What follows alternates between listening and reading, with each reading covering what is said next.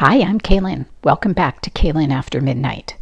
It's that hour when the world outside your window goes quiet, but the shadows in the corner of your room start to feel just a little too heavy. Tonight's story is for anyone who has ever felt like they weren't quite alone as they thought they were.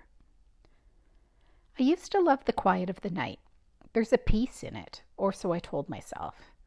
I work as a night auditor for a mid-sized hotel just off the interstate.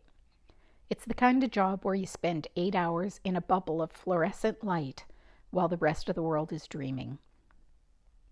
My shift starts at 11 p.m. and ends at 7 a.m. For 3 years, the most exciting thing that happened was a broken ice machine or a guest losing their key card after a few too many drinks. But then came the Tuesday after the first frost of November. The hotel was nearly empty. Only 12 rooms occupied.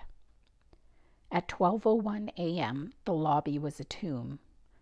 I was sitting behind the high marble desk, the only sound being the low hum of the vending machines and the occasional scritch of my pen as I checked the night's ledger. That's when the first phone call came. The internal phone system lit up. Room 404. I picked it up on the second ring. Front desk, this is Karen. How can I help you? Silence. Not the silence of a dead line, but the heavy, rhythmic silence of someone breathing. It was slow, deliberate. Hello, room 404? I asked. After a few seconds, a voice, thin and raspy, like dry leaves skittering across the pavement, whispered, "It's after midnight." Then the line went dead. I frowned, checking the guest list. Room 404 was supposed to be vacant. I figured it was a glitch in our old PBX system, or maybe a kid in a nearby room messing around. I made a note to check the door lock later and went back to my ledger. 10 minutes later, the elevator dinged. I looked up. The door slid open at the far end of the lobby, but no one stepped out. The elevator stayed there, its interior light spilling onto the patterned carpet. I waited. 5 seconds. 10. Finally, the doors groaned shut, and the display showed the car ascending back to the 4th floor. My skin prickled. A relatable unease, right? That feeling when a machine acts like it has a mind of its own. I walked over to the monitors. Our security system is old, black and white, grainy, and prone to ghosting where images of previous frames lingered. I pulled up the 4th floor feed. The hallway was empty. Then the camera flickered. For a split second, a dark shape appeared right in front of the lens. It was too fast to identify, just a blur of a shadow. When the picture stabilized, the hallway was empty again. The phone rang again. Room 404. I hesitated before answering. Front desk. "You didn't come up," the voice whispered. It sounded closer this time, as if the person was leaning into the receiver. "You have to check the lock, Karen. It's open. Everything is open after midnight." I felt a cold drop of sweat slide down my spine. "Who is this?" "I'm the one you forgot to check out." The line cut. I knew I had to go up. It's part of the job. And if there was a squatter or a prankster, I needed to handle it before the morning manager arrived. I grabbed my master key and a heavy flashlight. I told myself I was being ridiculous. It was just a prank. It had to be. The elevator ride felt like it took an hour. Every floor I passed, the cable hummed a little louder. When the doors opened on the 4th floor, the air felt 10 degrees colder. The hallway lights were dimmed for the night, casting long, distorted shadows of the plastic plants and ice machines. I walked to room 404.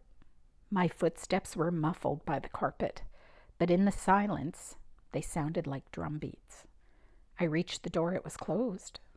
I swiped my master key. Green light. I pushed the door open. Security! Is anyone in here? The room was pitch black. I clicked on my flashlight. The beam cut through the dark, illuminating a standard king-size bed perfectly made. The air smelled of stale ozone and something sweet like rotting lilies. I swept the light around. The bathroom was empty. The closet was empty. I checked under the bed. Nothing but dust. I sighed, feeling a wave of relief. Just a glitch, I muttered. I turned to leave, but my flashlight caught something on the desk. A small handwritten note on the hotel stationery. It said, "Karen, look behind the curtain." My heart hammered against my ribs. I hadn't seen the note when I scanned the room, when I first walked in. Or maybe I had, and my brain just hadn't processed it. I looked at the heavy floor-to-ceiling blackout curtains. They were still. Too still. I reached out, my hand trembling, and yanked the fabric aside. Nothing. Just the window reflecting my own terrified face back at me. Beyond the glass, the parking lot was shrouded in mist. I laughed. A nervous, jagged sound. I was letting a prankster win. I turned to head back to the lobby, but as I passed the vanity mirror, I stopped. In the reflection of the room behind me, the bed was no longer empty. There was an impression in the mattress, as if someone was sitting right where I had just stood. A deep, heavy sink in the middle of the pillows. And on the mirror, written in the fog of my own breath, were 3 words. "Still here, Karen." I didn't walk back to the elevator. I ran. I hit the lobby and dived behind the marble desk, my lungs burning. I grabbed the phone to call the police, but before I could dial, the lobby doors, heavy automatic glass doors, slid open. No one was there. The sensor didn't trigger again. They stayed opened, letting the freezing November air howl into the lobby. I looked at the security monitors. Every single screen was showing the same thing, the interior of the elevator. And in the elevator, standing perfectly still with its back to the camera, was a figure in a tattered bellhop uniform from the 1970s, the kind this hotel hadn't used in decades. The figure slowly began to turn. I didn't stay to see its face. I grabbed my car keys and ran out those open doors into the mist and didn't stop until I reached the 24-hour diner 3 miles away. I never went back for my last paycheck.